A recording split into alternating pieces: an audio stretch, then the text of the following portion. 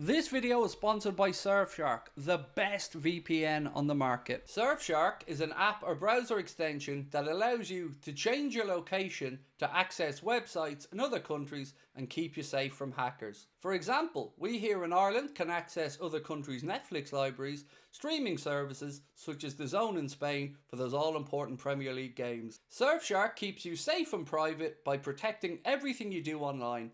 When your device connects to the internet, all that information is, in a way, blurred out. Surfshark is particularly useful for keeping you safe if you use public Wi-Fi, such as a college or a cafe. Surfshark allows you to use one subscription on unlimited devices, meaning that you can even share an account with friends and family. On top of this, Surfshark offers a 30-day money-back guarantee, so if you don't like it, you can even get your money back. Our sign-up offer gives you Surfshark VPN for just over €2 per month and up to 4 months free. Why not scan the QR code on screen or use the link in the description to take advantage of this offer. What is up, my friends? How are we? You are very welcome along to tonight's late night agenda where, well, I think you already know where we're going to be going with this one. Newcastle look like they're about to land a striker, so of course that gives Liverpool the opportunity to put forward a bid for Alexander Isak. Tonight we're going to figure out exactly when that may happen, what the situation is with Mark Gay. We're going to discuss other bits and pieces, including the Champions League draw.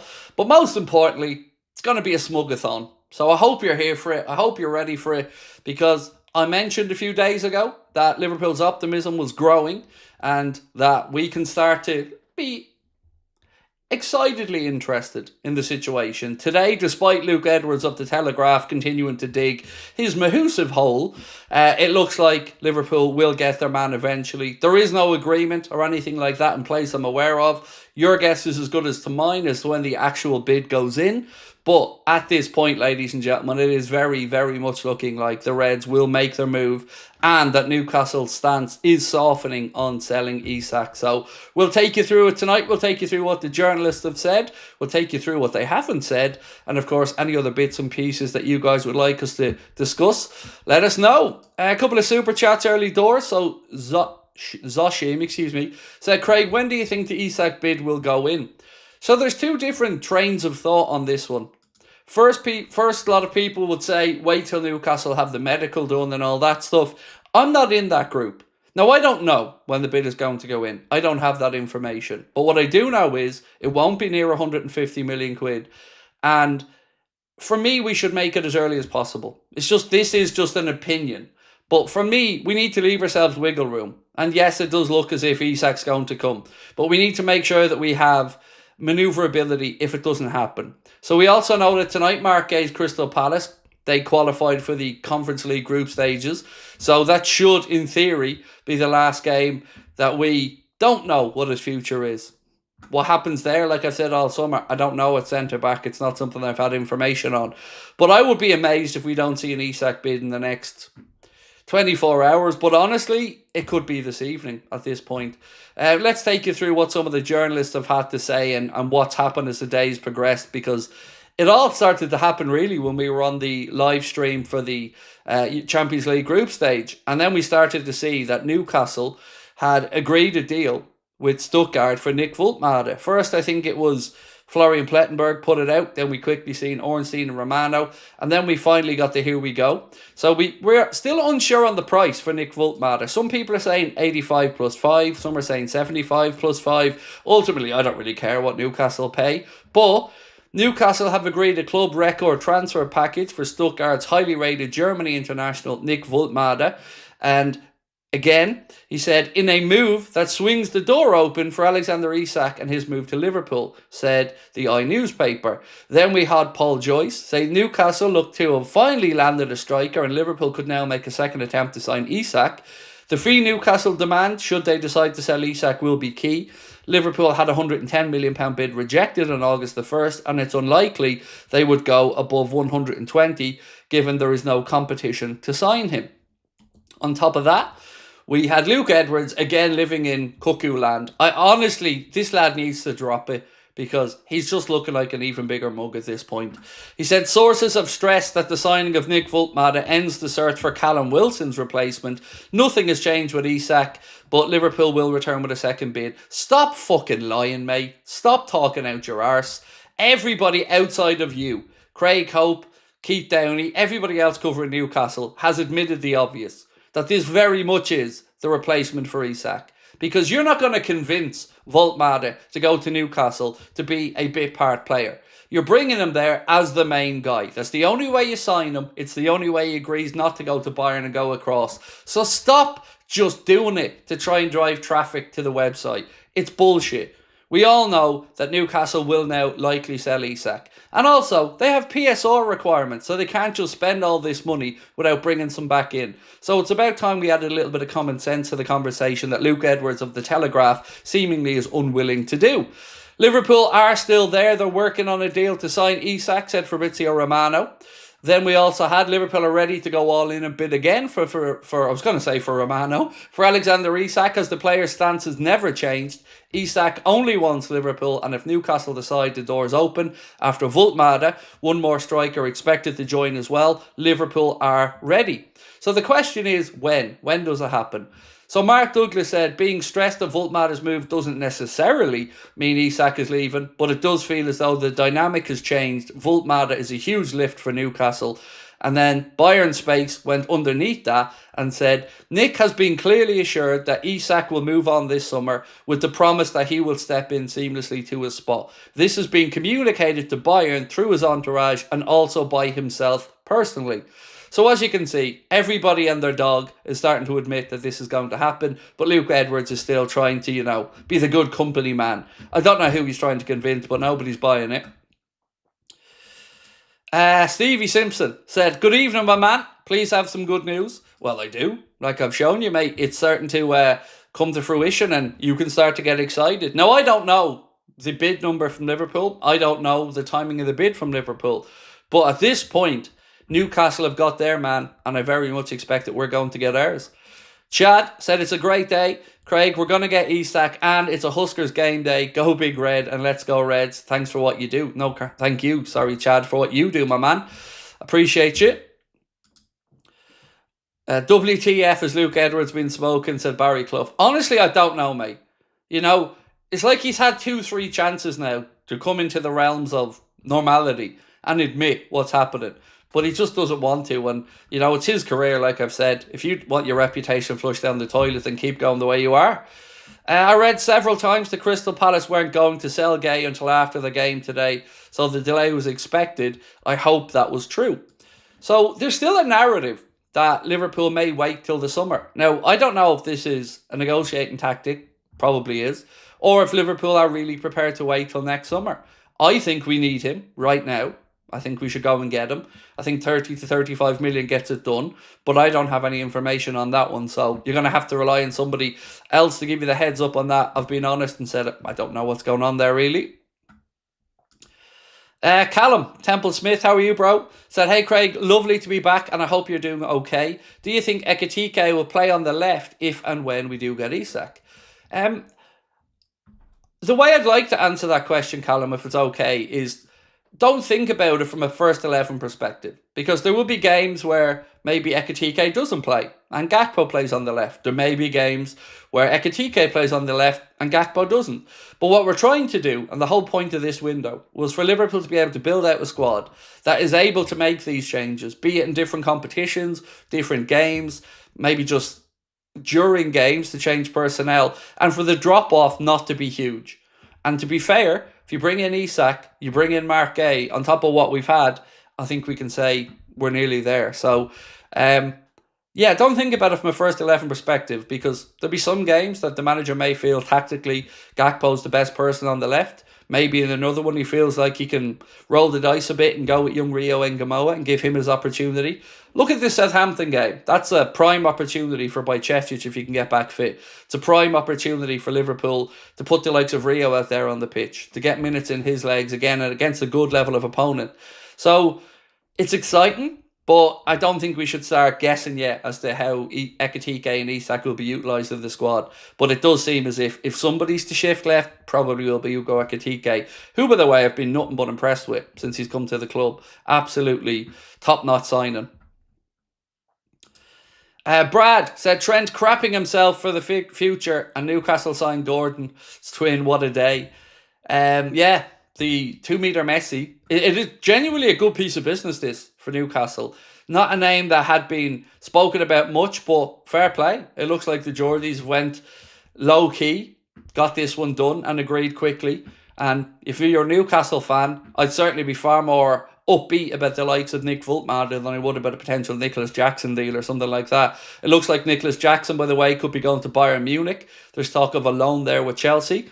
Tonight as well, Chelsea have agreed a deal and got to here we go with Manchester United to sign Alejandro Garnacho. So Romano said, breaking Garnacho to Chelsea, here we go. Deal done for Chelsea and Manchester United. Garnacho only won to Chelsea, will sign 7-year deal and will get a fee of about 40 million quid paid to United. Really quickly, before we gloss over this, because of course we're going to be focusing on tonight's transfer activity, just a rundown again, if anybody didn't see, who Liverpool have been drawn against in this season's Champions League. So obviously 4 home games, 4 away games. Both the Madrid clubs are going to visit Anfield. So Trent is coming back to Anfield for a game, which will be very interesting. Liverpool have Real Madrid at home, Inter Milan away, Atletico Madrid at home, Eintracht Frankfurt away, so reunion there for Hugo Ekitike with Frankfurt, PSV Eindhoven at home, Marseille away, Karabag at home, and Galatasaray away. So I'm pretty happy with that. It's an interesting draw. Both Madrid clubs coming to Anfield, certainly an interesting one. The Reds heading over to last year's beaten finalists as well, Inter Milan. Away trip again to Marseille and Galatasaray. So some tasty games in there. Nate Jones said, I think Newcastle will sign Visa along with Vultmatter, but I think Newcastle might let Isak leave when Vultmatter is in the door because they've just spent a club record fee. See, that's my thinking as well, Nate. I think along the same lines as yourself, mate. Yeah, I think exactly like you've done. They're going to want to free up some PSR wiggle room as well. So, Florian Plettenberg has just posted googly eyes above one of his own posts. The post in question: Liverpool are ready to finalise the transfers of Alexander Isak and Mark Gay by deadline day. Agreements have been reached with both players. In both cases, the main issue is their current clubs need to find adequate replacements, which of course, in Newcastle's case, they are now doing. So it is really looking positive at this point. Now, it is football, as I've always said to everybody. Anything can happen. But if I'm betting right now, I'm absolutely putting my money on Isak signing. Mark Gay, somebody else is going to have to give you the confirmation on that because I really just don't have it. But yeah, you can get excited about Isak. Unless, and there is one caveat, if we take the piss with a bid, maybe Newcastle get insulted. And by that I mean if we were to go back in at the same number or lower. But I also do appreciate and understand Liverpool's stance that we are the only club that he wants to move to. We're the only buyer at the table. So I think it won't be anywhere near the 150. Steve G said Luke Edwards eats crayons. What an end to the window this could be, up the effing mighty Reds.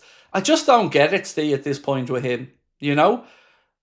I said this at the time, and I'm going to repeat it again. I never understand why journalists just parrot stuff clubs tell them, because it's their own reputation. And, you know, the clubs will always have plenty of journalists to be able to brief and plenty of people that will be willing to, you know, put some news out there for them. But it's your reputation. And I've never understood this about journalist-specific clubs. Some of them do question what they're told and don't write everything. But to try and put out there into the world what we all knew was going to happen wasn't happening. It just feels like he's had an absolute nightmare of a transfer window. And he won't admit his mistakes. You know, it's his reputation though, like I've said. Scotty, how are you, bro? 52 months with this family. When do you think we get the here we go? Hope you and family are good. I couldn't guess on the here we go because that would mean a deal is agreed. So let me ask you guys the age-old question, the one that we've been asking all summer. Are we about to sign Isak? So let me ask you, and I'm looking forward to the results on this one. I've seen somebody in the chat trying to say not a hope we sign Isak. That's just delusion of the wrong kind. You know, just look at the common sense aspect of this. Look at how it's playing out. You don't need to be superly inside anything to realise what's happening. And then you have to talk about the PSR requirements for Newcastle and stuff as well. So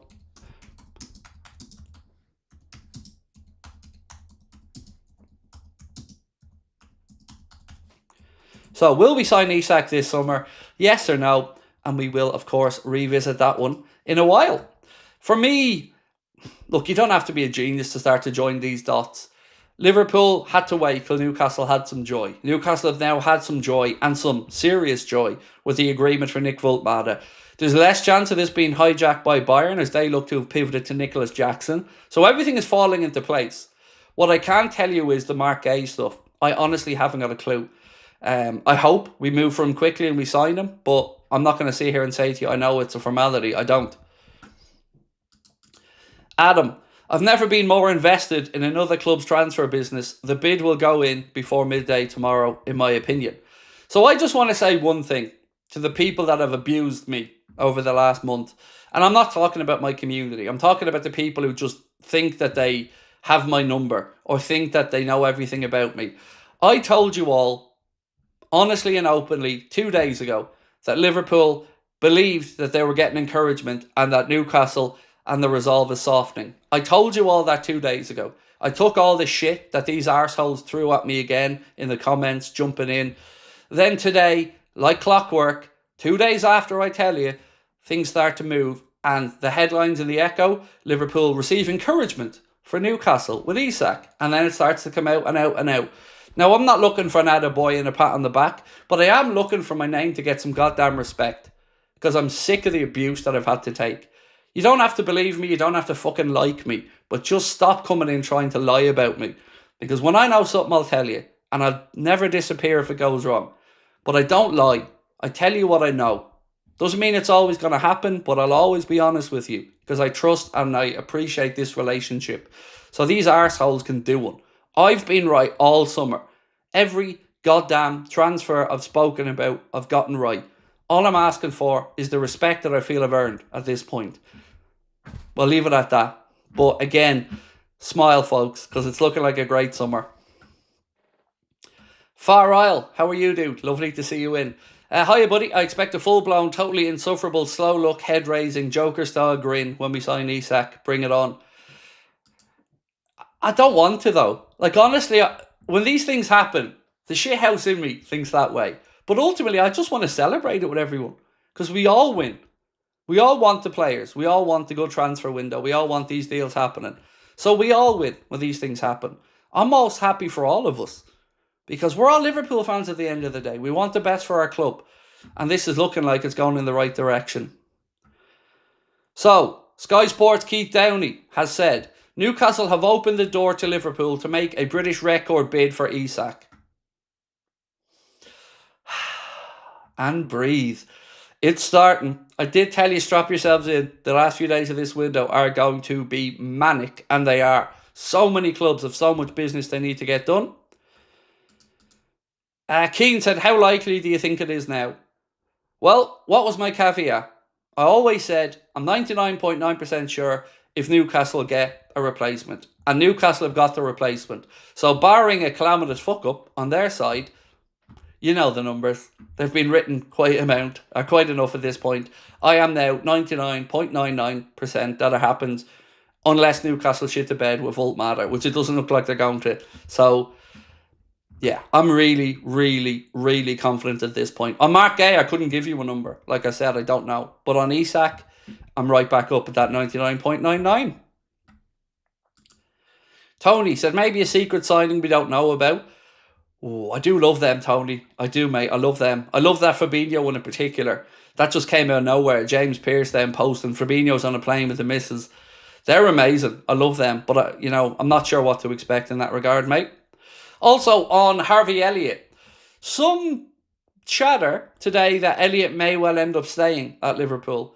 I'm not saying it's bona fide and nailed on at this point, but certainly the thought process is that he could stay at the club. I don't know 100% either way, but keep an eye on that situation. And of course, if we hear anything about it, we'll let you know. Right, let's keep going. Scratching Claimer said 125 million for an injury-prone striker makes me uncomfortable. So, I can't really make you feel less uncomfortable about it, dude. But what I can say to you is, if we hadn't have signed Hugo Ekitike, I would have felt the same way. I mentioned it when we signed Hugo, that if we were to follow this up and bring in Isak, to me, it calms my fear of the injuries. Now, somebody said that Isak's injury record isn't as bad as maybe we think in our minds. But I do understand and appreciate the concern. But ultimately, he's the best that's out there, that's available, that the manager wants. We've already got in Ekitike, so we do have another good striker option there. So that somewhat alleviates some of my concerns. But I totally understand where you're coming from. But just ask yourself this question. If the window closed tomorrow, would we be better with or without Isak? It's with. So if the club feel comfortable with the numbers, let's not complain. But I do fully appreciate your concern. Who do you think will play right wing when Salah's at the AFCON? Frimpong is probably my best guess. But again, I think it depends on who we play at that time, how Arna wants to set up. Based off the way that we're playing now, Frimpong maybe. Could even stick Szoboszlai out there. I'm more interested to hear what people's thoughts are about the backline for this weekend and how you would set out if you were Arna. I'm still very, very nervous about the idea of Canade starting the game. I really am. Raekwon, the chef, how are you, sir? Said Isak would be a bigger signing than Wirtz. Imagine him being announced before the Arsenal match. Oh, that would be great. Yeah. That would be great. Because they were looking for him at one point. Do you remember some of the Arsenal fans, Raekwon, were asking their own club to cancel the signing of Viktor Gyökeres because they wanted Isak? So, I don't know. That's going to be the next poll question. It's a belter of a question. I'm going to ask that after we finish this poll. Remind me, because my dumb ass will forget, to do that poll on who's the bigger signing. LFC Adrian, how are we, dude? Nice to see you in. All betting markets have been suspended for Isak. Don't do that to me, dude. Don't do that to me, Adrian. Oh, it's looking like it's all coming up Millhouse. Right, let's get back into the regular comments. I want to try and mix it up between obviously the super chats and regular comments because I don't want people to feel like I'm being rude. Scouse Will, how are you, Will? Said, imagine if we sign Isak and then Voltmada goes for the medical, but before signing he says, nah, sorry. Nah, they wouldn't be that naive, mate. They'd make sure that the two things overlap. Raekwon said, I remember that for sure. The Arsenal fans were sick when Isak became available. They were even trying to console themselves by saying, if Arsenal had the money, he'd have come to us. Well, you kind of did have the money, lads, didn't you? Because you'd spent a lot this summer. But again, whatever they need to do to make themselves feel better. But Arsenal have had a decent window. Like, if I'm an Arsenal fan and I'm looking at their window, I'm thinking, it's not bad at all. And they still have time to do a little bit more business. So Sunday's a massive game, and I'm going back and forth about what I'm expecting from it. But ultimately, I don't know which Liverpool are going to show up. I expect Arsenal to come, keep it tight, not to try anything too dramatic, and then to try and pinch one from a set piece or something. But I am really intrigued to see which version of Liverpool shows up.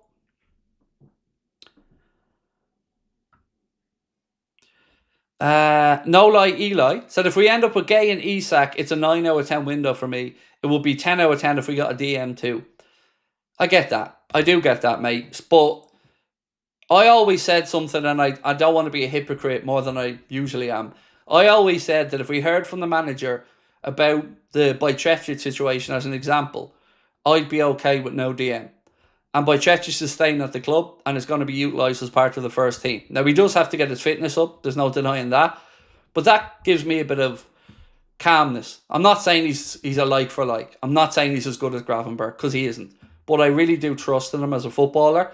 And I'm okay going through the season with him there, as well as having, of course, Maka, who can play the role. Yeah, look, it's good. 9 out of 10 window if we get both. I could probably go a bit higher, mate. Let's be looking at it in the cold light of day. Wirtz, Isak, Ekitike, Gay, Frimpong, Kirkes, Mamardashvili. Am I forgetting somebody? I feel like I'm forgetting somebody. Am I forgetting somebody? If not, that's 8. That's and all good. Oh, Giovanni Leone. Yeah, so that's a good window, mate. That is a good window. Where was I at? That one. Done Raekwon's, done Adrian's, Jacko. However this goes in the next few days, after Monday, I don't want to hear the word Newcastle for a long, long time. Yep. I'm glad we got that game out of the way, Jacko. I have a little sneaky feeling we end up with them away in the FA Cup just as a final little twist and drama in the season. But yeah, I'm with you, mate. I don't want to talk about Newcastle for a long time after this because we've been too invested in Newcastle summer as well as our own.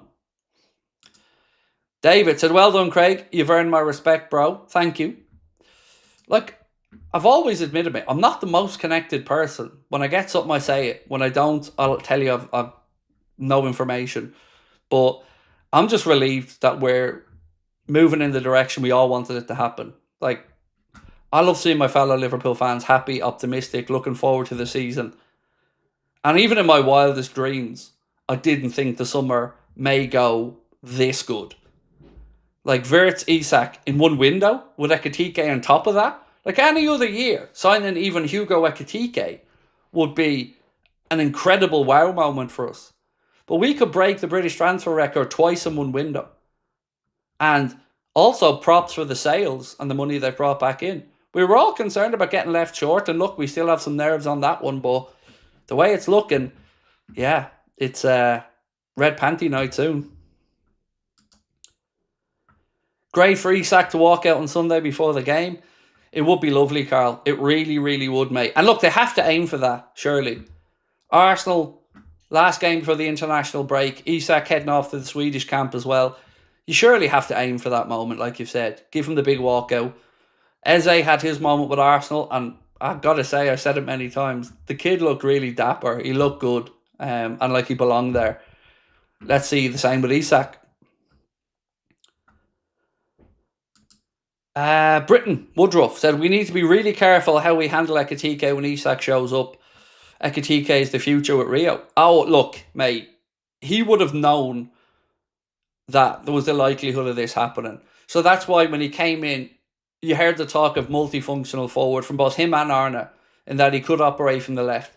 But I think you're right in saying we definitely have to put some respect on Hugo's name, because he has been faultless since he's started at the club. How could you argue? 3-3 and just not even played the full 90. So absolutely agree with you, mate. He's been brilliant, and I'm sure will be a prominent part of the squad moving forward.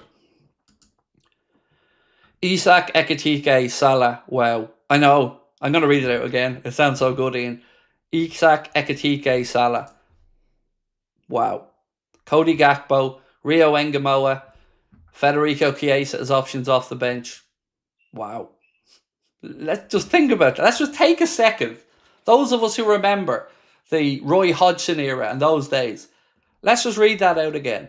We have the potential in a few days to be talking about our forward line to be Isak, Ekitike, Salah, Gakpo, Rio Engamoa, Federico Chiesa. That's Liverpool Football Club's attack if this goes to plan. Wow. Wow. Any more news on Rodrigo? Not that I'm aware of. If I'm a betting man, I'm thinking he stays at Madrid at this point.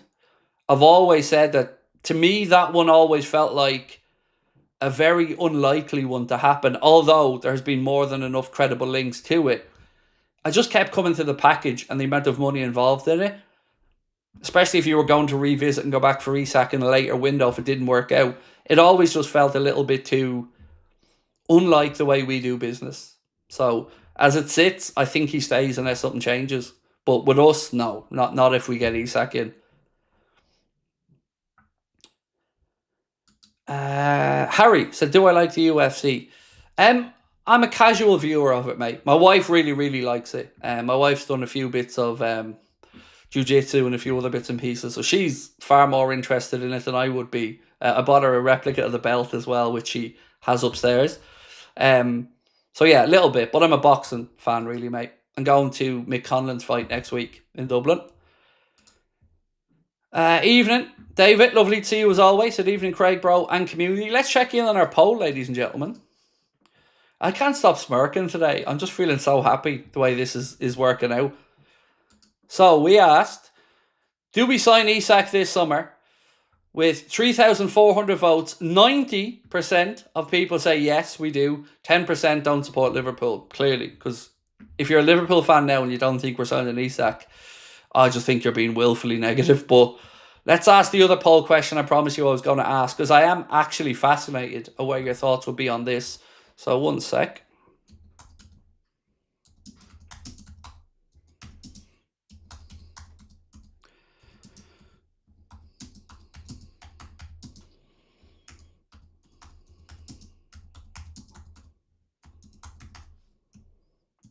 So, if we sign Isak, who is the bigger wow signing? Isak or Wirtz? I'm very intrigued to see which way you guys vote on this one.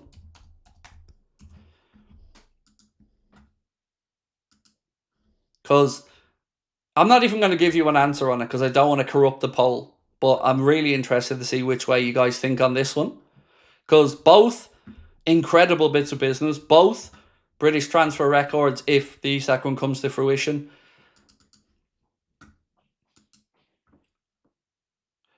So, Ben Jacobs wrote a bit of an extended tweet here and said, Alexander Isak situation as of Thursday night. Nick Vultmada is an Isak replacement in terms of profile, but Newcastle still want another attacker to fill the gap left by Callum Wilson. Johan Visa remains a leading name, Strand Larsen expected to stay at Wolves. Real sense of satisfaction within Newcastle at landing Vultmada quickly. Bayern had tried much of the summer, but not prepared to match the money Newcastle were putting up.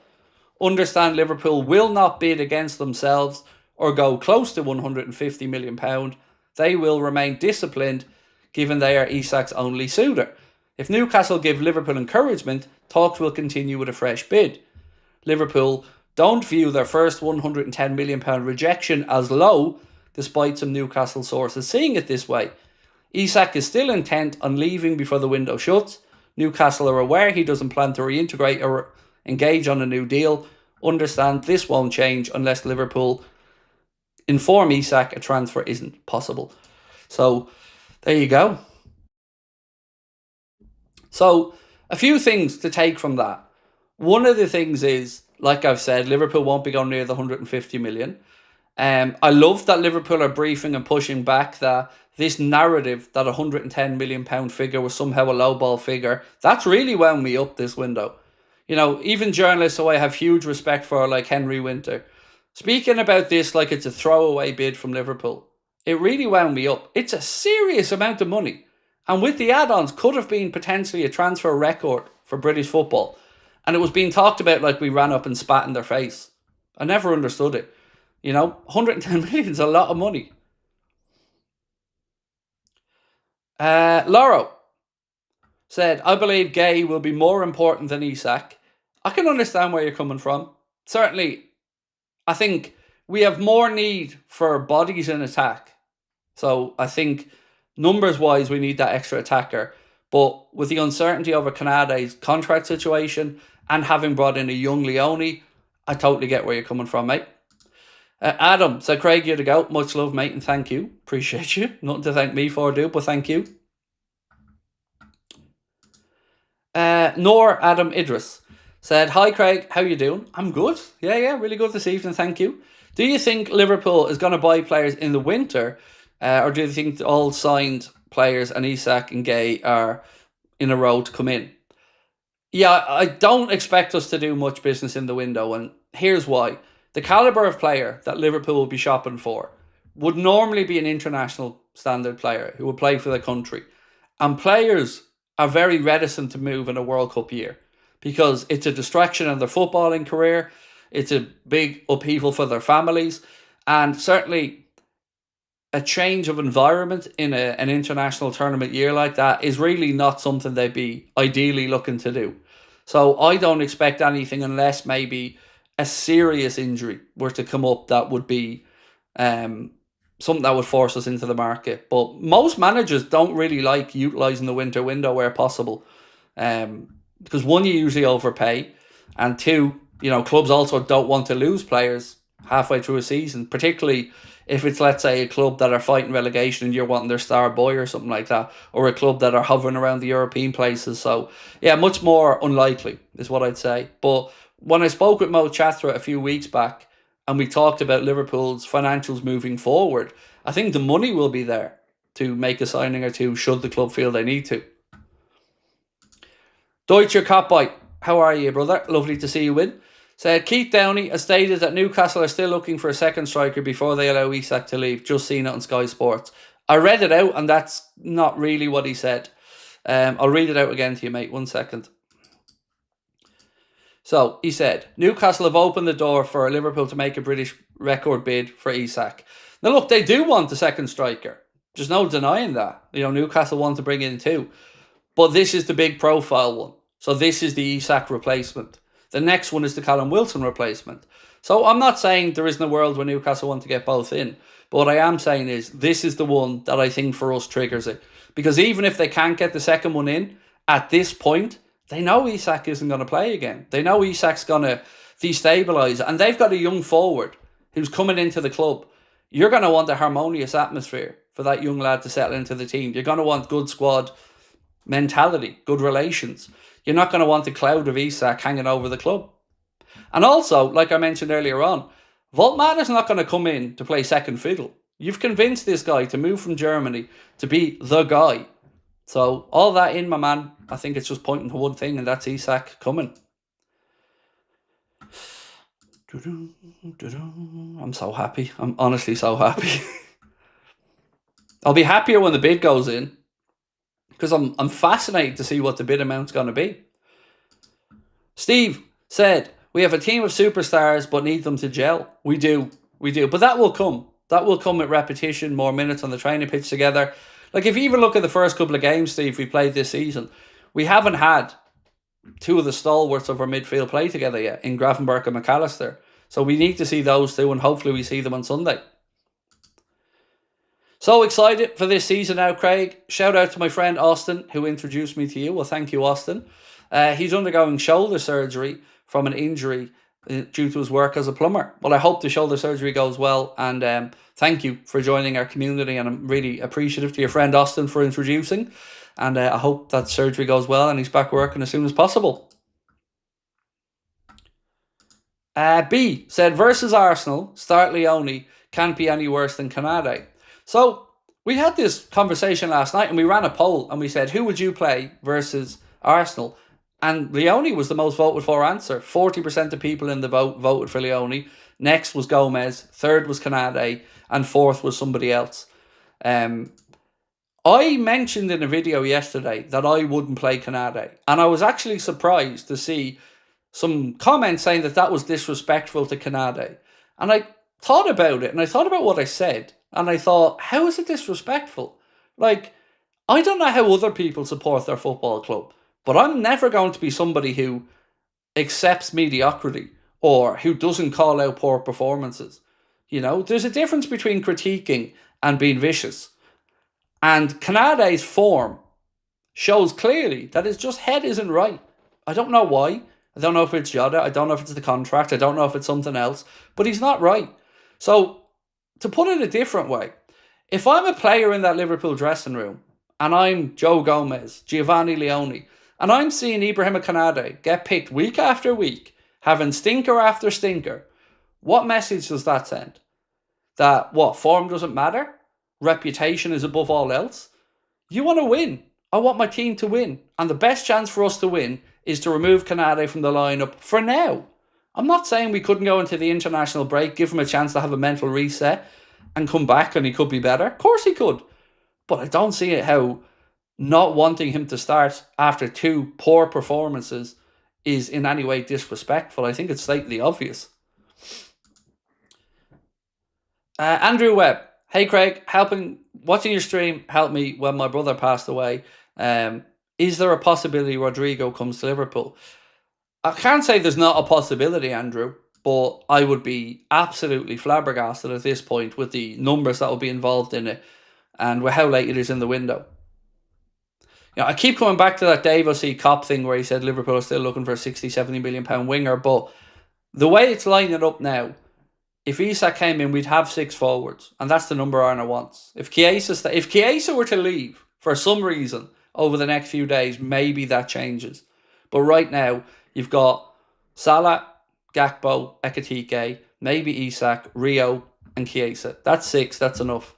So no, I wouldn't expect it, Andrew, but I wouldn't have expected Isak and Wirtz 3 months ago. So who knows? Teenage Scaper said, newish here, what's the vid schedule after the window? Do you know, I probably should know the answer to that, dude. I've kind of just been a head down and grind it out through the window. Kind of a thought process. I don't imagine it'll be too much different, to be honest. Maybe drop the late video some nights, as you know, there might not be enough news to justify it. But I still see a world where there's a 4 o'clock video and a live stream. I'm playing around with the idea of maybe an early morning video, but that wouldn't be me doing it, so I'd have to find somebody to do that. But yeah, probably the same, to be honest. Certainly the streams will be the same, mate. 8:45. What's you thinking about FSG? Said Carl, I'm not sure. Look, if we get in Isak and we sort the centre-back situation, and whether that is, like I've said, a Canada extension or bringing in Mark A, if those 2 things get done, it would be unfair of me to say anything other than they have hugely supported the manager and they've stepped up and put the money down to improve the club from a position of strength. So I try to be pragmatic in these situations, Carl. They can't change the things they've annoyed me about as a fan in the past, like the Super League. It's been and gone, but we are where we are. So for me, I will certainly have far more respect for them and probably be nowhere near as outspoken unless there's a reason to be, because they've done their part, which is back the manager and bring the players in to make them better. You know, that's all I've ever wanted from the owners. You know, sign the checks and get the players in. They're doing that. So as a fan right now, I'm happy.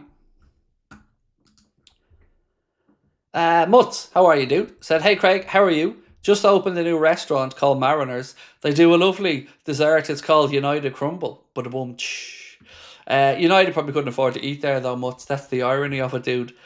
What a result that was last night. I only actually got to see the penalty shootout really, really late last night after the streams, but wow, still can't believe that happened. And do you know what else I can't believe, actually, which is the pushback from the United fans. So if there's one thing I will give United fans credit for, it is they usually are really supportive of managers. They usually, you know, there's always a few that are different, but mainly they support their managers. I feel like there was a tipping point. I've been watching some of the clips and stuff of United fans from last night. I've seen some on Sky and a few other places. I think Flex was on Sky Sports talking about it and a few others. They seem concerned with what they're seeing from Ruben Amorim. And I can't really blame them. Like, the man was sitting there last night messing about with a tactics board when everything was crumbling in front of him. I think maybe they're starting to wonder, have they backed the wrong man? Very glad it isn't an us headache, because, you know, our man came in and won the league. So, yeah, I thought Amram would be a lot better at United than he has been. The underlying numbers have been shocking. So, I'm surprised how bad it has been. He seems to be unwilling to deviate. Like, all top managers, yeah, they'll have their system, but they'll deviate. They'll change if they don't have the personnel. They will adapt. He seems either unwilling or incapable of adapting to the Premier League or to the fact that he doesn't have the squad to play the formation that he wants to play. It's been interesting, because that game last night may be the straw that broke the camel's back for a few of them. So, Lewis Steele said, about Leipzig, although Leipzig, Brighton and Palace were all keen on Harvey Elliott, none have made an official approach for the midfielder who Liverpool value of £40 million. With Slot knowing his attacking depth is on the lighter side, Elliott is now expected to say. One other thing from Lewis Steele, and it was my favourite thing I read today, it was about Arne Slot's father. He said, Slot's father is on the phone to the Liverpool boss most days, critiquing his tactics. Even if the Reds had won a game, the head coach will receive a call from his old man asking why he waited so long to make a substitution, for example.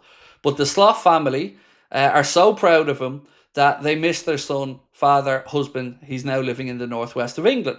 His father will go to the local shop 5 times a day, pretending to forget something. Secretly, it is said, he goes there so he can have another chance to talk about his son.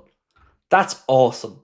That is so cool to think of Arne Slot's dad pottering down to the local shop, forgetting the pint of milk on purpose just to go back so we can talk once again about how proud he is of his boy. That is a real feel-good story. Love it. Will. Thank you, Will. Really appreciate you, mate. So I think we're getting Fofana. All business on hold till after Isak. We don't want to get high price tags. We will win it all. So I think Fofana has confirmed he's staying at Lyon this season. I think I've seen that somewhere, mate. Forgive me if I'm wrong. But in the future, yeah, it does feel like Fofana's one maybe keeping an eye on. I'll try to find out more information on that if I can. But at the minute, I'm sure there was something, Will, that said he was going to stay at Lyon. Righteous Gamer said the cherry on top at the moment for me would be Newcastle coming to Anfield. Isak scores a hat-trick. Just stands there with a huge grin on his face. Priceless. No. You've missed the real one. So what he needs to do, Righteous Gamer, is bang in a hat-trick. Run up to the Newcastle end. Whip off his Liverpool jersey with his t-shirt on that said, Isak is a rat. That's what he needs to do. Stand there in front of them. Get somebody then to throw the hat of the same thing that said Isak is a rat on it. Stand there in front of them and just wink. That's what he should do if he scores a hat-trick against them, in my humble opinion. Being a professional shithouse and all. Just Henry said, today news got me excited. As it should, my man. As it should. Right, let's drop into the chat again.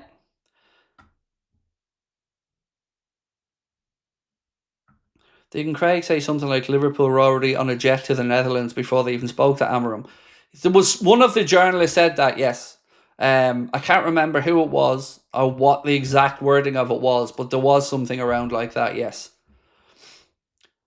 Right, back to this one. Where are we at? Will, we've done that. We've done that one. Stevie. Back 4 versus Arsenal. Connor Bradley, VVD, Leone, and Andy Robertson.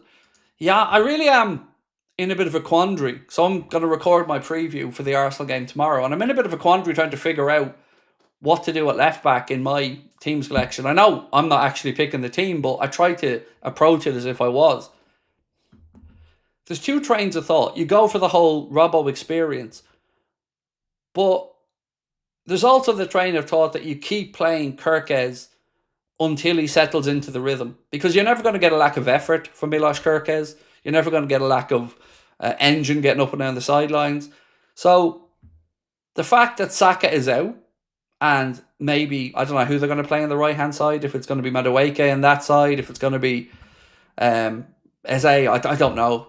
But I'm torn, because we have to remember there were times last year where we were talking about things that Robbo just couldn't do as well anymore. So this one I'm really struggling with to figure out which way to go. Ricky said, I was praying for Trent back at Anfield. Oh, mate, I had to say, man, I had a smirk when that draw came out. Because the funny thing is, he's probably going to be on the bench when he comes back as well, because Carvajal's going to be their starting right back. Paul said, Florian is struggling. If you get Isak in at a bigger price, it may take the pressure off him so he can settle in easier. I wouldn't maybe go as far as to say struggling, Paul. I think that might be a little bit too strong. He hasn't hit the ground running as much as he would have wanted. But his underlying numbers in the ground that he's covered, and, you know, Sky did a good piece on this, that the things you may not have noticed or that may have gone unseen with Florian Wirtz at Liverpool. The most high-intensity sprints, a lot of ground covered, I think approaching 13 kilometres or something like that. So, yeah, we haven't seen as much of the brilliance as we maybe hope for. But he is still getting used to the pace of the league. And in a weird way, I actually think this Arsenal game may suit him. Because 2 of the teams we've played so far have sat deep with a low block and played against us on the counter-attack. So there hasn't really been as much space for them to operate in. I'm not saying they're two anti-football teams, but they're very much two teams that look to sit deep, soak it up, go in behind and exploit the space. So maybe with Arsenal, he might have a little bit more space in and around. So yeah, I still think he'll come good. I don't have any doubts about Wirtz. Carbon said, all jokes aside, Craig, it's a disgrace that Manchester United are where they are as a club and as giants in the football world. And remember Ferguson, first 5 seasons weren't that great when he joined. Amram needs time. Look, somebody needs time, yeah. Whether it's Amram or not, that's not really my place to say. But what really annoys me about United this summer has been the two-faced nature of the finances. So 1 minute they're months away from running out of money, and then the next minute they're the highest net spenders in the transfer window so far. That doesn't add up. When you're sacking off staff, when you're cutting back on lunches, when you're not sending people to the Europa League finals, when you're being an absolute shithouse to hard-working men and women who dedicate their life to working for Manchester United, not the high-paid executives that pissed away all the money, and then you're out there doing that. I just don't like the look on it, mate. I just don't like how it looks for that club, and it still feels like there's a whole lot of work to do. They still don't look like they have an identity. When you watch Ruben Amorim's Manchester United, they still feel like a vibes and moments team. Doesn't look like they know their roles and how to play. And without Bruno, they'd be well and truly screwed. Prime Bobby, Mane, Salah, any day, Craig. Look, I love them, mate. You thought it was an incredible front three, Tony, like you said, and we were blessed. But this is Arne Slot Liverpool 2.0. So let's get the boys in and see if we can create some more wonderful memories. You can feel the PI fear in the air, or the Premier League fear in the air. Sorry, mate. Yeah, look, if I tried to say to myself, if I wasn't a Liverpool fan and I was, I don't know, any other club's fan at this point, and I seen what Liverpool are doing, it would shit me up. It would freak me out. I'd be scared stiff of what Liverpool are doing. I would. So we should have a bit of a swagger about us, but we got to earn the right to win the league or win the Champions League again. But when you're getting messages from fans of other clubs that you're mates with, going, seriously, Isak as well, like they are worried. And they should be, because this is a serious bit of business for Liverpool this window. Ryan said Newcastle got a good replacement. Watch out for him. Oh, look, mate, we know a little bit about Nick Vultmada. I started to learn about him at the last international break when he was called up to the German team for the first time. His name started to be mentioned a little bit, and he was talked about. No, excuse me. Was it? Yeah, it was just he got his first Germany cap, and then he played in the Euros, the under-21s in the Euros. But I started to do a little bit of research on him then because we were somewhat linked with him. And he definitely has something about him. Like I mentioned this earlier on, if I was a Newcastle fan, I'd be way happier with this than the idea of Nicholas Jackson.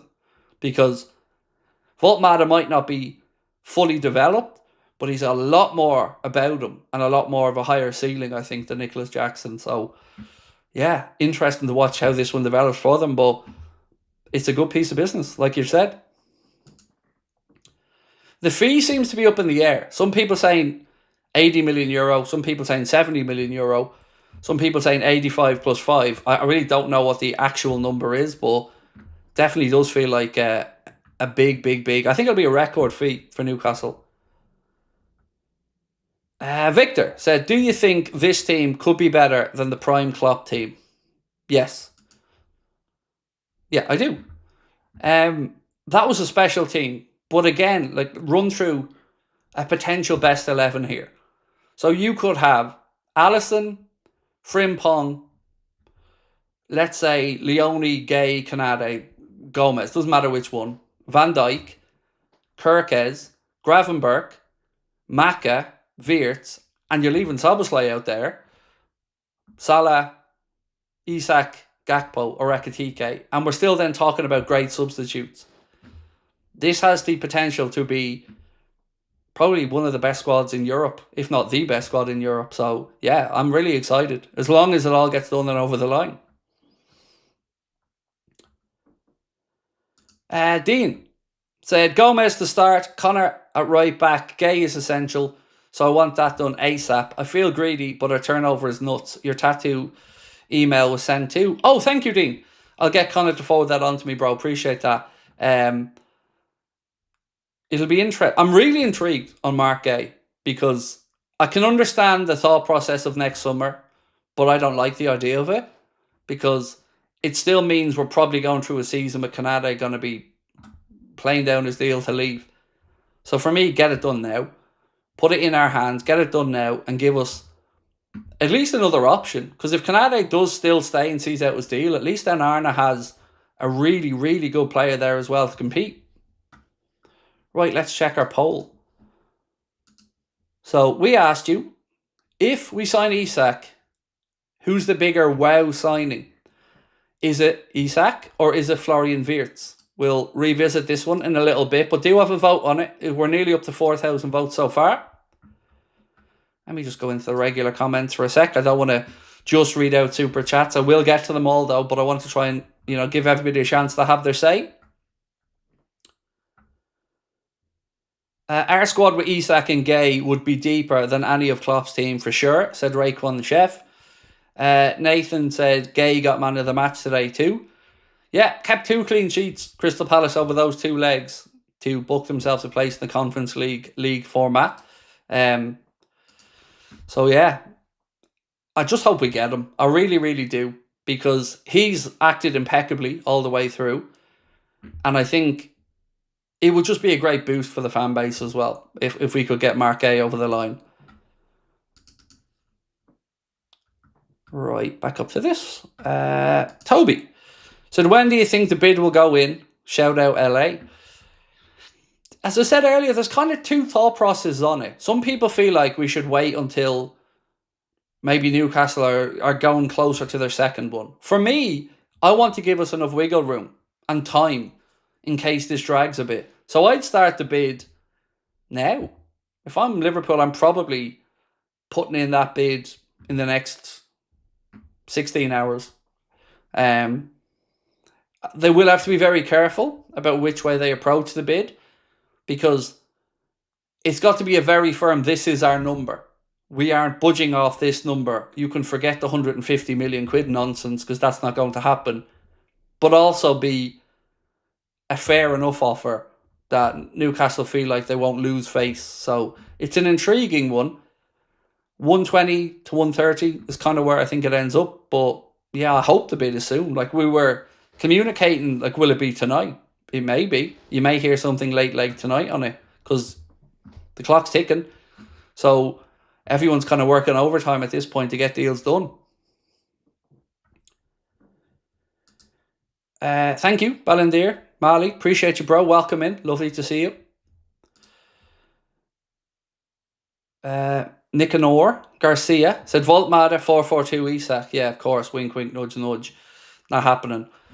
They couldn't afford to do that, mate. More than anything else, they couldn't afford to just bring in Voltmada, spend the money they have, and not move him on, and bring in another forward. So yeah, they can pretend with the 4-4-2 nonsense like they tried with Ekitike as well, but it's been already admitted from their side, from the likes of Craig Hope, Keith Downey and others. He is the Isak replacement. Right, Jamie said, Craig, Canada may need to rethink a suggestion as Real are now circling around Upamecano. Spanish press saying they've moved on from Canada. That's true, Jamie. I have that story here, bro. Let me read it out to you. So much happened today, I kind of didn't really get a chance to go through that one. Where is it? Yeah, here it is here. So this was on the Echo earlier on. They said Real Madrid have identified Canada's international teammate Daya Upamecano as a priority transfer target, according to reports in Germany. There's uncertainty over the future of Canada, with the Liverpool man having entered the final year of his deal at Anfield. Real Madrid are linked with an interest. But according to Sport Bild, they are instead turning their attention to Bayern Munich's Daya Upamecano, who is in a similar contractual situation. The Spanish Giants are said to be enticing the player to join them in a free transfer next summer at the end of his Bayern contract. If they are successful, the club could possibly drop interest in Canade. Don't know where to go with that one, but it kind of doesn't change anything really, does it? Because either way, if Canade is going to leave on a free, I'm sure he won't be short of clubs. I'm sure he could probably find his way to Paris. I'm sure there will be many top clubs circling around. So it doesn't really change anything. We still need to know whether his future is going to be at Liverpool or not.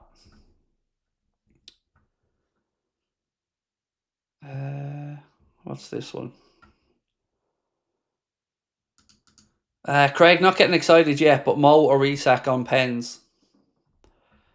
Not for me to say, dude. I'll put it a different way to you. I do feel like there's a conversation to be had around Liverpool's penalty taker. You know, whether it's changed or not, that's not really up to me to say, but I wouldn't be against at least revisiting it, or at least giving us a few options. Did you see Canade out and Gay in this window, or do you think we keep Canade as well? What does your gut say? My gut says get him in this window. Get Gay in this window. My gut also says that Canade doesn't want to sign. I just struggle to see how there wouldn't have been a breakthrough if there was goodwill to do so.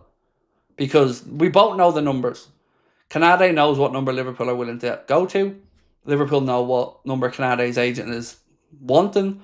And we don't seem to want to get that number. So at this point, it certainly feels like, unless there's a dramatic shift, his future lies away from Liverpool longer term. So, yeah. Like I said, though, it is all gut instinct stuff because I have no inside information. I did say to you that maybe 4 or 5 days ago, I was hearing some stuff that said there's not much optimism on an extension for Ibu, but again, I wouldn't go as far as to say I would call that something I would hang my hat on. I don't know. I've been honest about the centre-back situation all summer. It's one I can't get a read on properly. Itachi, how are you, bro? Said, so the Germans keep us smiling. Didi, Jurgen, Florian and now Wultmade. Danke for joining Newcastle. We will get our boy Isak. Did anybody see this Wultmade deal coming for Newcastle? Because it really looks like it came out of nowhere really quickly. And I think that they were kind of stealthily in the way they went about getting it done. Seems like it just flew up out of nowhere. Fabrizio Romano's just posted a manager has been sacked. Graham Potter. That would be the smart money at this point, right? Yeah, I can't think of who else it might be because West Ham are all over the shop. Just all over the shop. So if it's a manager, maybe... it's Ole Gunnar Solskjaer has been sacked by Besiktas, somebody else is saying. So Ollie's been sacked. Okay, that makes sense. So United, you're telling United fans there's hope then? You could get Ollie back, put the band back together.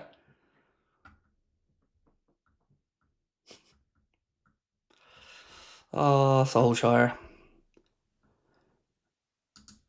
Liquid said, Kirkes fell faster last year at Bournemouth for me. Well, I don't think he's going to get any slower now, to be fair, over the summer. I don't know. I think we just need to give him time. It's going to take a while for him to really settle in tactically and settle in. And the profile of the club is huge as well. Like Kirkes, every single thing he does now is under the microscope because he plays for Liverpool. Gay signs tomorrow. Would you start him Sunday? No. Because I don't think we'll get it done by 12 o'clock. I'd go with Gomez personally if the manager feels he can play 60-65. I think the Leone shout would be an interesting one and a brave one. If Gay had a little bit more time, I would put him straight in. But, he played Thursday as well. Let's not forget that. So he's just had a Thursday game. To play Sunday as well, I don't know. I wouldn't be putting him in that quick. B. La said, don't worry about United, mate. It's all borrowed money. Remember, Leeds, it's their last throw of the dice. Yeah, it's not working out for them though, is it? Like that last roll of the dice, it really is just looking. It's looking like United are the problem because let's be honest, Mboma was a good player. I think any of us would say anything different. Cunha has plenty of talent, but when Omar Barada starts talking about him as the new Eric Cantona, that was immediately piling the pressure on his shoulders. Sesko, they overpaid for and is a project who I think is a good player. And I think over time, if he moved to another club, may have worked out into a top player. I said it at the time, I'll say it again. I think he made a huge mistake signing for United over Newcastle. United fans had a pop at me for it. It wasn't about historical significance. It was about where the clubs are at in the here and now. And I think Eddie Howe would have, and those fans at Newcastle would have made him feel welcomed, comfortable, and I think more confident. I think it would have been a better move. Whoever advised him to go to United, unless it was a money thing, just the wrong move. Harry, thank you firstly, mate, so much for your super chat. Extremely kind of you, sir. Thank you. Hey, Craig, hope you're well. I sent an email to your partnerships email. I asked if you wanted a neutral opinion on your podcast, especially before the United-Liverpool games, but also in general, I'd be happy to do that.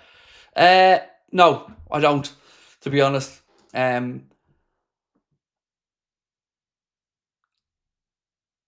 always want the United fan opinion before a United game, Harry, and that I'd be open to. But yeah, we don't need any more people in. I think Connor has a role that's up on, I think he's looking for somebody on LinkedIn. We do have a role at the company that we're looking to fill at the minute. But it's not my department, so I'll leave it all to Connor. So yeah, I don't do the hiring on that side, Harry. That's Connor's department. I'm more, how would I describe my role? So I do all the content, obviously, but I also do the schmoozing with potential sponsors. And I guess I'd be the guy who does a bit of networking behind the scenes as well. But leave it with me, Harry, and I'll talk to Connor and see what he thinks, because ultimately it'll be his decision. But thank you again, mate.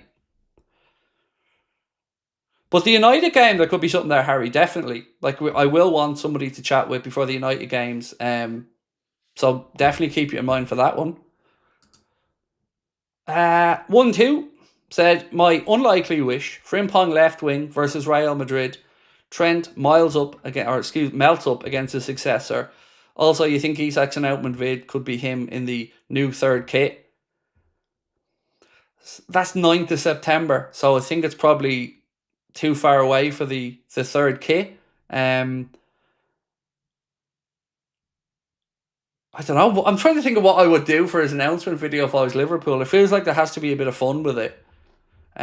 What would I do? I don't know. Some suggestions, chat. Give us some suggestions to what you'd like to see if you were Liverpool doing an Isak welcome to the club video. Let me know, because I'm sure you can come up with some creative stuff between you.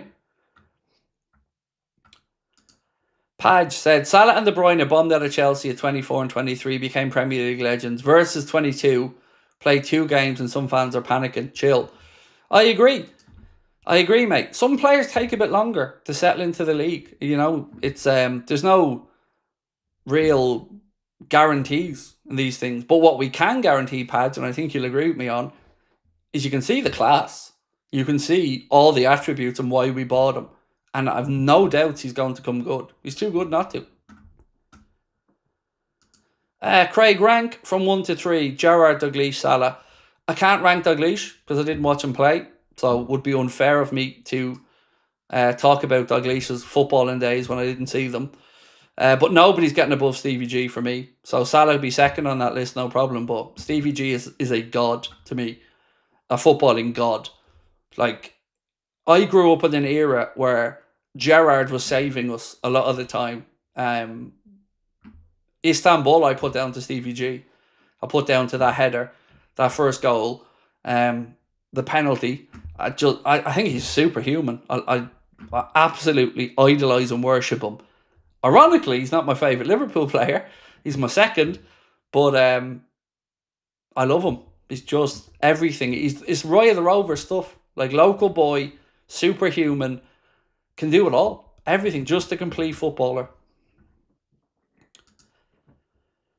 Do you think we have squad to beat the low block? Yes, we do. That's where the Virtus of this world will eventually come good. Ekitike shown he's no slouch either. Dominic Soboslai looks like a man possessed, and I mean that in a good way. I think that's going to be the big headache for the season, is how do you try to get Wirtz and Soboslai in every week or where possible? You know, because you've got Gravenberg who's the DM, then you've got Maka, Wirtz, Soboslai, and if we stick with the system we normally play, one of those probably misses out. And who? Because my God, what a collection of four. It's incredible. Who would you have taken pens on Sunday poll? Yeah, no problem, Carl. Let me just end this one.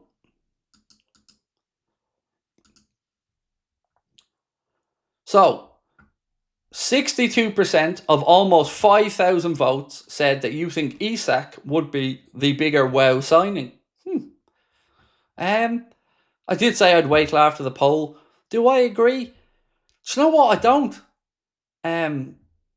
For me, it was Wirtz. And I don't know if that's because that one always felt more unlikely that he'd end up at Real Madrid or somewhere. And maybe I'm putting too much emphasis on that. But for me, that was the signal for me that we were going to be serious. So I'm probably going to say I think Wirtz is the bigger wow signing. But maybe because I felt it was more unlikely than Isak. Right, so give me some options then. So who you want for the pens on Sunday. So who takes our next pen if you had to pick?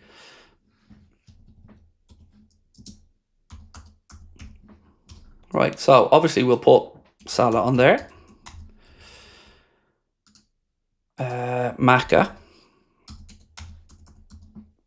Who else? I'm just trying to think of other penalty takers. Dom probably on there. I need one more penalty taker, lads. Need one more.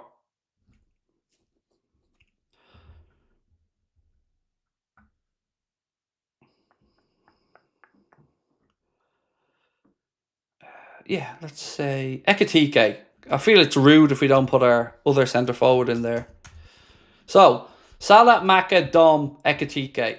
I think they're the four most realistic ones. If you had to pick one to take a pen on Sunday, who are you picking?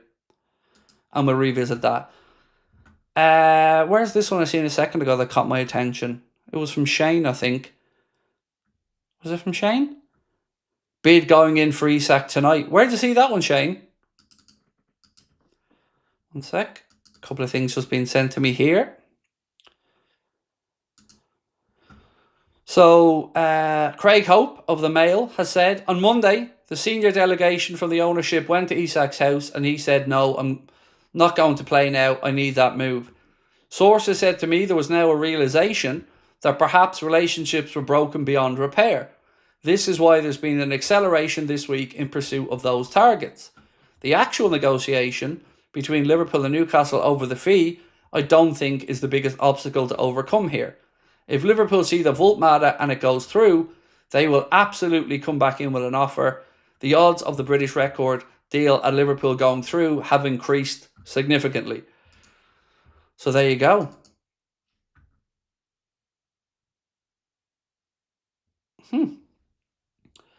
There you go. Craig Hope. And I've said this, by the way, many, many times throughout this summer, but I want to reiterate it again. I tip my hat and applaud Craig Hope and Keith Downey for the way they've covered this whole summer. I felt like they've been more than realistic. Of course, Craig Hope was upset at one point. As somebody from that neck of the woods, I got it.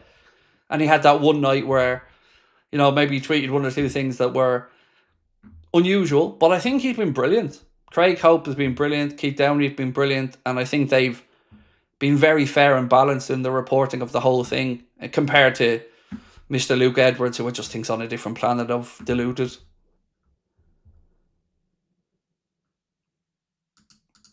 Team barbecue, Isak cooking the sausages. No, how dare you? Alison does the barbecues. Oh, I'm not having that. Not having that one, Terry. Only joking, but he does. Alison does the barbecues. Yeah, you gotta get the Brazilian or the Argentinians doing the barbecues, mate. Them boys know their meat. Rovers and Shells through to the group stages. Nice. I'd seen that Shells had gone 2-0 up away at Linfield before it went live. So 4-1 or 5-1 in aggregate, so that was done. But what was the Rovers' final score? I'd seen they were 0-0 against Santa Clara just before it came on. Connor Mullin said, Isak announcement video. Isak in a Liverpool kit riding on a giant rat from Newcastle to Anfield.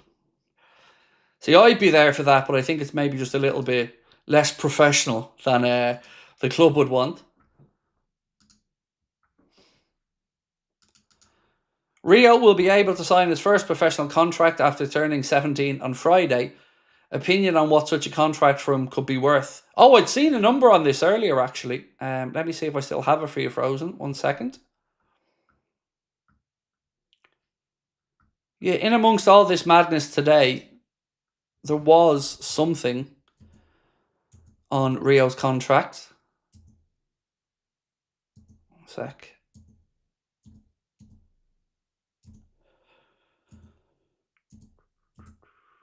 Might not have it in my notes.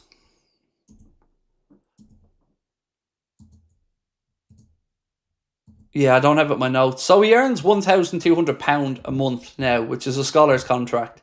But from what I understand, he's not going to get something like 4 or 5 grand a week. I think from what I'm reading earlier on, if my memory's correct on that one.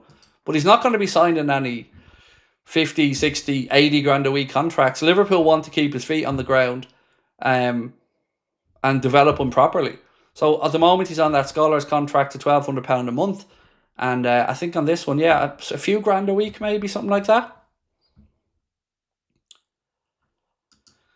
Itachi said that Voltmatter deal was so unexpected. Here in Germany, common sense was that he only wants Bayern. Good signing for Newcastle, now free him. So when I'd seen earlier on, Itachi, that, where was this one? There was something earlier on today about Bayern and Jackson. Something earlier on today that said that Nicholas Jackson could be going there on loan. And I thought, that's interesting. What about Voltmatter? So, didn't link him to Newcastle in my mind, but I did wonder what was going on there, if they were looking for a potential loan deal there for Nicholas Jackson. So, yeah, really good piece of business. So Mark sent on this to me. Thank you, Mark. So, this was from Lewis Steele. And he said, Rio Engamoa is currently paid roughly £300 per week, so about £1,200 per month. When he signs his first professional contract in the coming days or weeks, that will rise, but he will still be earning a modest wage that insiders say could be worth around £1,000 a week. So, like I said, Liverpool's still looking to keep his feet firmly on the ground, and about £1,000 a week there. So, yeah, about 52 grand a year, which is crazy. I can't imagine he'll be on that too long. You know, maybe the end of this season that'll be revisited again.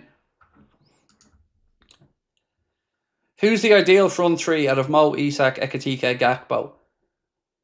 So, it depends, because Ekitike isn't really a winger, but the strongest three for me, Mark, would be Salah, Isak, Ekitike.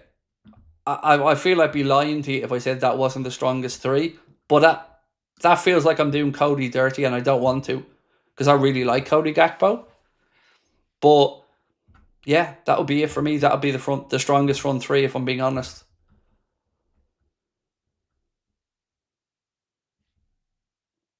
Okay, where are we going with this one? October the 14th, 1066, Battle of Hastings. Thank you, Dave John Videos. April 14th, 1912, Titanic sinks. 24th of January, 1965, Winston Churchill lives. Then whatever day Isak signs, headline, Isak born again and signs for the Reds. It's up there as a massive thing, Dave, and still, mate, can't believe we're talking about Isak, Wirtz, Ekitike in one window. Like, dude, that just seems crazy. And you're right to talk about memorable days like that, Dave, because it's a very, very important day in our recent history anyway. So, here's a little bit more news on Cody Gakpo. Breaking, Anfield Sector credit them for this post, and they credit at Rick Elfrink. Said, breaking, Cody Gakpo is on the verge of signing a new contract at Liverpool Football Club. Again, underlining the faith Arne has in him, which, there was some talk about Bayern, and I said there's no way they're letting him go.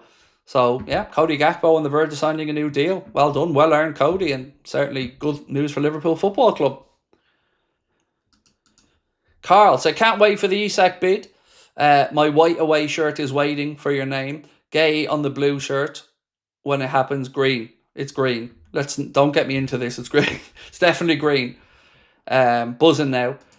So it was said on, who was it? Footy Headlines that the 9th of September is apparently the date for the green third kit, which is going to be my favourite of the bunch. That's the one I'm going to be getting the Champions League badges on, and I've been waiting for. And not only that, Carl, the training range from that kit is going to be epic. I can't wait. So yeah, pretty good news. Delighted for Cody Gakpo. He definitely earned a new deal in my opinion. So it's weird though, like, I do think Cody is very one-dimensional at times in the way that he operates, and he drifts inside a lot, but he gets a lot of results from doing it as well. Like, yes, sometimes he ends up going all the way across the front of the 18-yard box, but he always chips in with a very credible amount of goals and assists, and I'm delighted he's getting a new deal.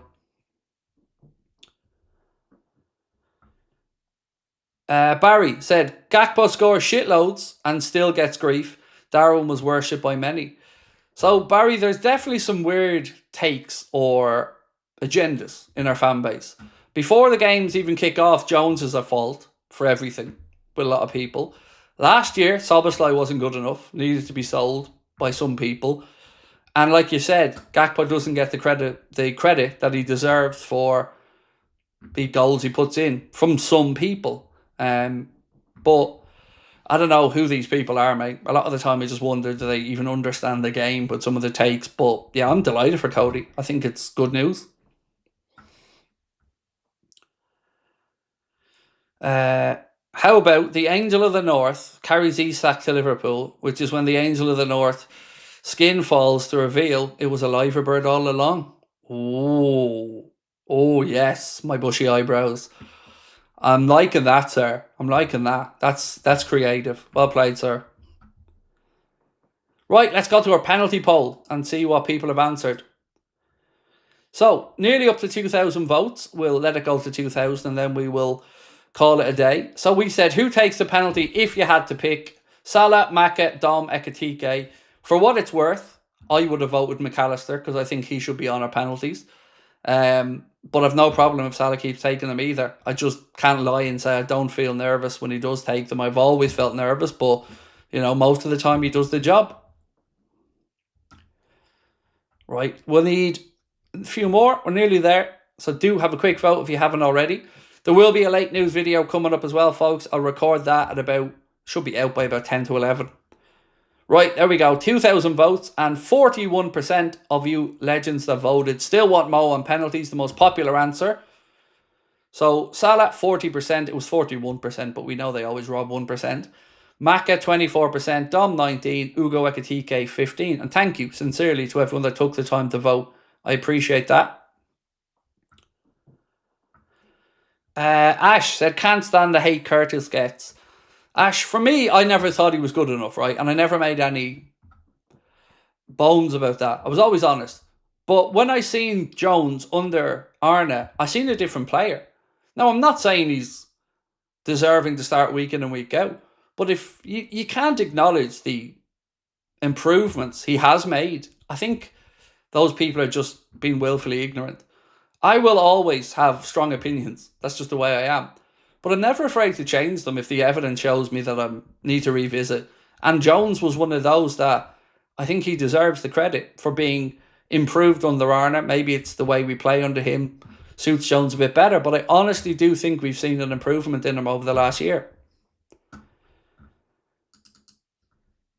So somebody was saying, I think somebody said Craig Hope put out a tweet. Was there something new on that one, or is that the one we already covered a little bit earlier on?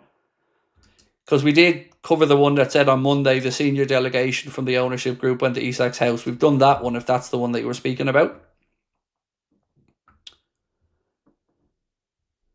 Have Newcastle signed a striker? Callum, they have an agreement with Stuttgart to sign Nick Woltmade. I believe he's already on a plane on his way over. So yes, they pretty much, unless something happens in the medical or something like that, mate, that one looks like it's done. David, good night to you, bro. Appreciate you as always, sir. Thank you for dropping in.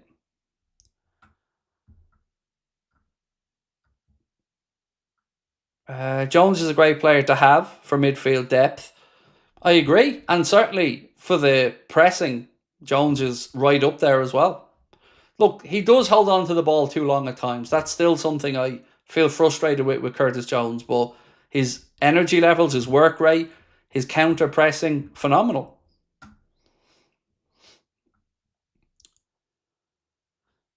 Barry said when he's dropped, I think he plays better than a permanent fixture in the team. So the problem I have with Curtis Jones is mainly, what is he? Like, he's multifunctional, but I don't know if he really excels in one particular area. He's a good rounded midfielder, but I don't know if he's a specialist in any one area for me. That may be the thing that ultimately stops him being a week in, week out player, unless there's rotation or something like that.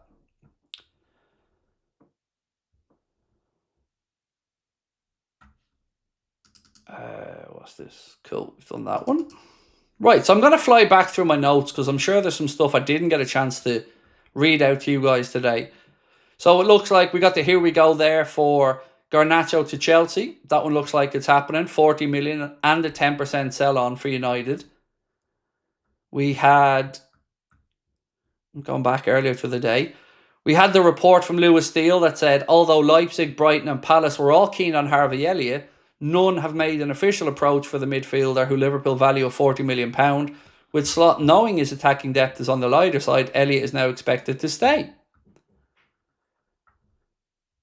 And Mark Gay got through another game tonight for Crystal Palace, and they qualified for the Europa Conference League group stage, along with two League of Ireland sides in Shamrock Rovers and Shelbourne. Is Jones our Nicky Butt? Well, that's a good shout, Carl. That's a good shout, you know. Yeah, good shout. I like that.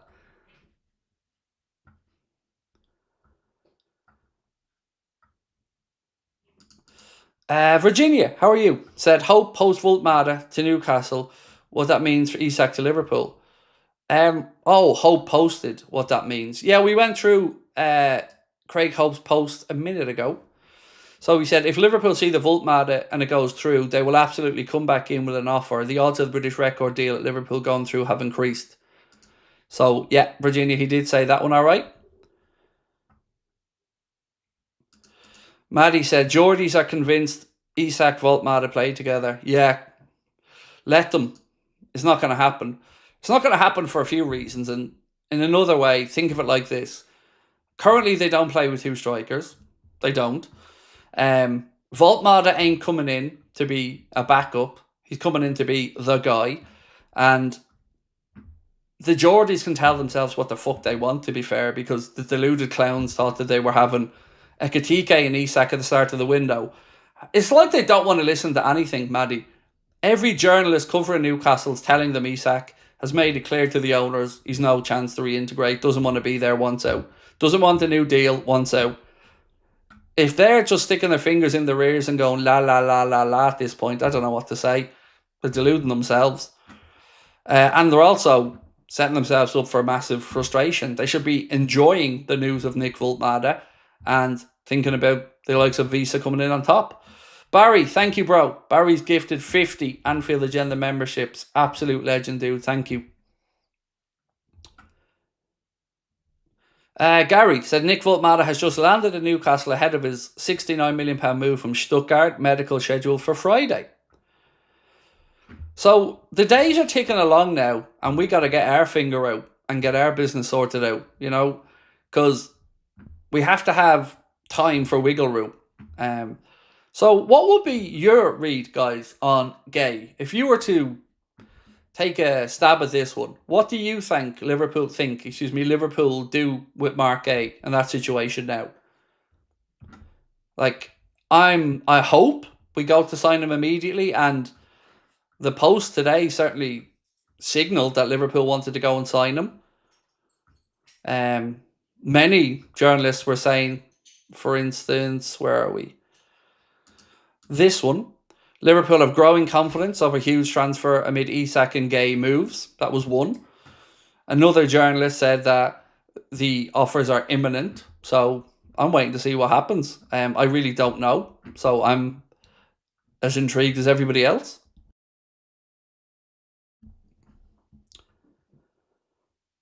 And I hate the idea of us waiting for Gay so we can get him on a free and we have to look at Canade running down his deal. I don't like it.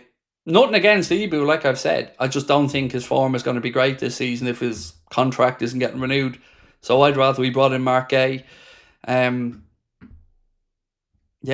so just wait and see what happens on it. So real quick, last flash poll before we finish up. Flash quick one. So when should we sign Gay is what I'm going to ask real quickly.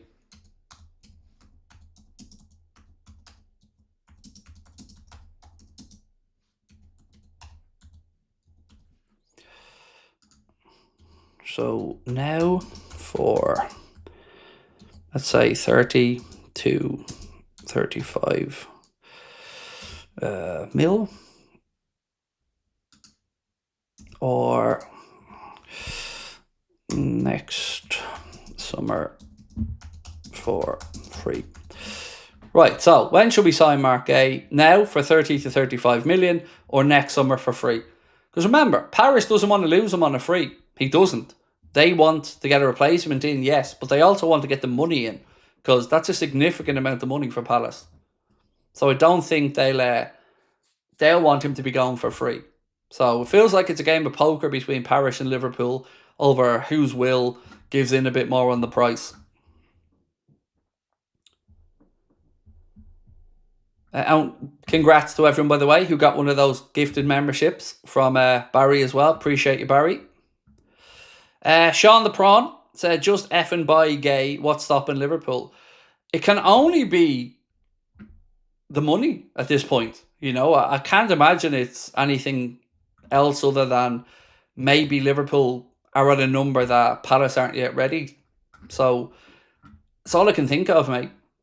Yes, Palace will need to get a replacement in, but they've already milked this situation enough, in my eyes, and getting more games out of Mark Gay.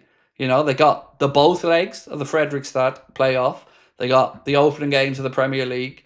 I think now it's time for them to let him go.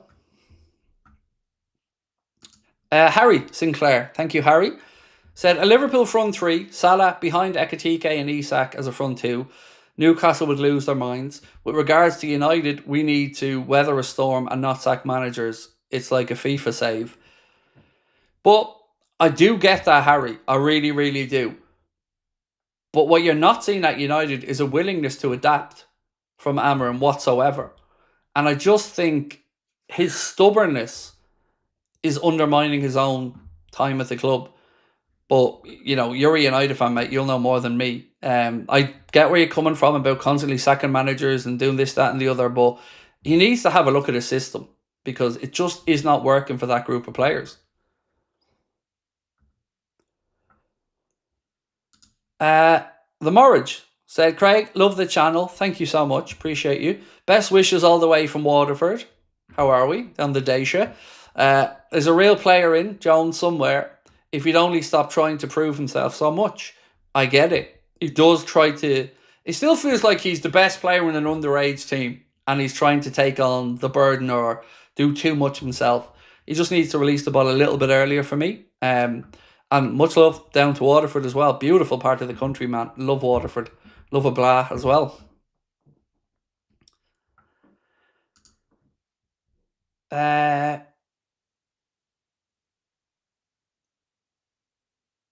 If D. Reese I'm sorry if I've mispronounced that one. Hi, Craig. Hope you and the family are well. Family are good, thank you, sir. Yeah, all good. Daughter's down at Electric Picnic this weekend, so yeah, just myself, my wife, and the young lad here with the dog, and he's then back into school on Monday. So excited, excited. Tired. It's been a crazy, crazy summer. But I'm taking 3 days off next weekend, so looking forward to that. And I know that I won't have to jump back on because there'll be no transfer news happening then. Harry said he absolutely needs to look at the system. We don't have the midfielders to play a 2. We need to play a 3 in midfield. Agree. If we just tweak the system a little bit, it feels like you could get more joy there. But you look at the record, Harry, in the Premier League, and it doesn't make for good reading. You know, 28 games, 27 points. That's not good enough. Even for a poor United, that's not good enough. And then last night was one of your only 2 chances of trophies this season. Because, like, let's be honest, you weren't ever winning the Prem. You can go for the European spots, that's your aim, fair enough, but you were never winning the Prem this year. So it was FA Cup and League Cup. And the FA Cup's the only thing left now for United. League Cup's gone out. Before we've even kicked the ball in the competition, United are out of it. So, you know, I think that has piled more pressure onto Amram's shoulders. Barry, thank you so much, Barry, again, mate. You're so kind. Appreciate you. 50 memberships and the £50 super chat, Barry. Thank you as always, sir.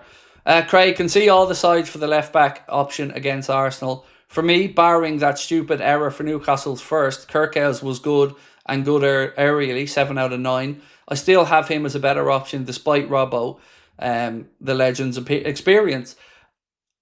I'm probably the same, Barry. Like I said, my initial instinct was to say, yeah, throw Robbo back in. But ultimately, repetition and game time and playing with the back line and experience is what's going to improve Kirkhouse. So he's the guy moving on. I think I'd probably agree with you and keep putting him out. Especially because we got 2 wins from the first 2 games. So, you know, if we'd have dropped points up at Newcastle, maybe this conversation would have been different. But I tend to agree. I'd keep going Kirkhouse for the time being. Phineas, my apologies. I did miss your super chat, my friend. My apologies. Let me go back and get that one for you, dude. I'd seen it come in and all, and then I think I got distracted with something, but my apologies on that, Phineas. Surely they get the bid in now. Palace have qualified. What's the cut-off point for registration? Massive respect to you, Craig. Thank you, mate. I think usually it's 12 o'clock on the Friday before the weekend. I don't know if that's changed. The cut-off point for signing players is 7 p.m. on Monday. That's when the transfer window closes. And like you, mate, I agree. Go get Mark Gay now. Palace have got through to the group stage of the Conference League, so they have that in the bank. They've got the European football. They need to get a replacement, yes, but they're going to need to get that one way or the other. And Parish won't want to get that replacement without bringing in money. So if they let Mark Gay go for free next summer, still not going to change the Palace will need a new centre-back, but it just means that they have a bigger hole in their account. So I'm with you on that one. And sorry, mate, sincere apologies for missing it initially. Colin said, can you see any outgoings before Monday? Not unless something dramatic happens late for Elliott. Maybe Costas. You know, there was that Roma stuff with Costas where they want a loan. We didn't want to initially agree to a loan. Ultimately, I think he probably will move. I'd like it to be permanently so the club can get some money in. But yeah, Costas and Elliott are the 2 off the top of my head. I think maybe, but it seems like I mentioned earlier on, Lewis Steele said that with Slot knowing his attacking depth is on the light side, Elliott is now expected to stay. Does that change if Isak comes in? Not sure, but I tell you what doesn't change is the amount of minutes Elliott's going to get. They're still going to be limited this season with the arrival of Wirtz and that, so maybe Liverpool just haven't got the offers they were expecting from clubs like Crystal Palace and others should be looking at him because they could do with a number 10 or they could do with an attacking midfield option. And Harvey Elliott is eager to please and prove, so yeah, I'm surprised we haven't had more offers.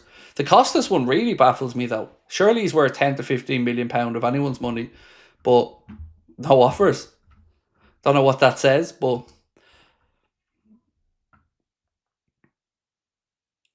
Oh, Barry's given 100 memberships today. Sorry, mate. That's my... Oh, I didn't see the second one there. He has indeed. Sorry, Barry, I've done you a disservice, sir. Thank you. 100 memberships you've gifted, as Carl rightly said, and the super chat, sir. Thank you. And thank you, Carl, for alerting me to that as well.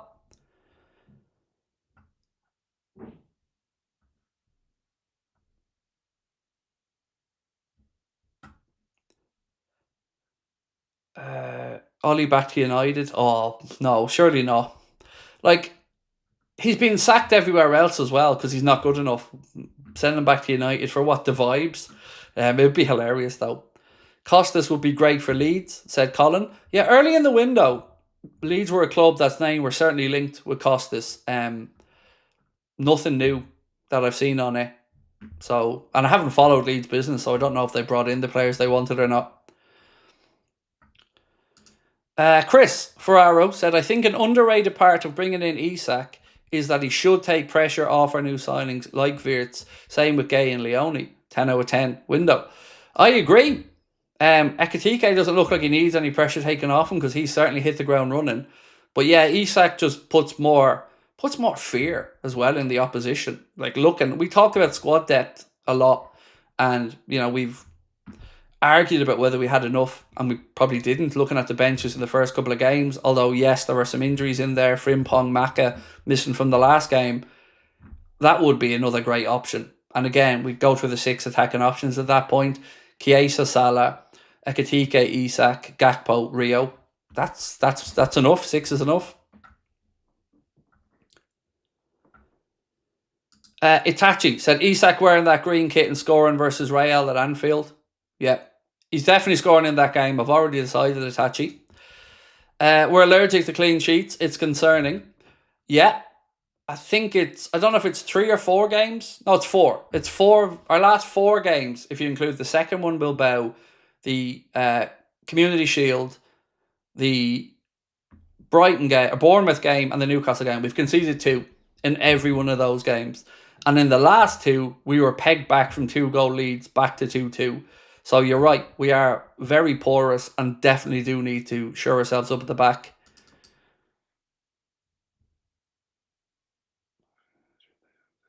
So for the Champions League, UEFA website says all teams in UEFA competitions must name their players for their squads by midnight on Tuesday the 2nd of September. So thank you for that again, Mark, for sending that on to me. Mark Brennan, thank you, sir. Appreciate you. And again, in case you haven't seen this or you came in late, a little bit of good news tonight around Cody Gakpo as well. Cody Gakpo is on the verge of signing a new contract at Liverpool, according to a post-Manfield sector crediting at Rick L. Frink. So again, good news for Cody and very well deserved in my opinion. My shirt turned up today, said Paul White. I love it. Can't wait for the green kit. Is there any photos? Oh, there's loads of them. One sec. I don't think I still have it here in my computer. If you go on to Footy Headlines, that's a really good website for a poll.